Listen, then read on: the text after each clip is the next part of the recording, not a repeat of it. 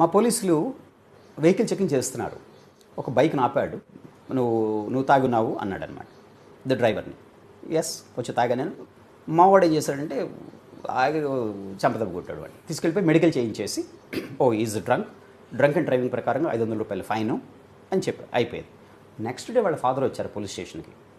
వచ్చి మావాడు తాగిన మాట నిజం, మీరు మెడికల్ చేయించిన మాట నిజం, 500 రూపాయలు ఫైన్ కట్టమన్నారు, కడుతున్నాను. బాగుంది కదా ఇంతవరకు? మీరు ఏ యాక్ట్ ప్రకారంగా మా అబ్బాయిని చంపదెబ్బ కొట్టారు చెప్పండి అన్నాడు.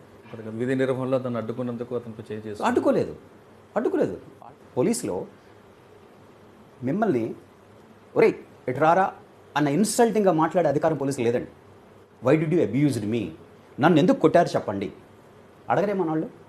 అంటే పోలీసు అనగా భయం కాబట్టి పోలీసులకి అబ్యూజ్ చేసే అధికారం ఇండియన్ లాలో లేదండి.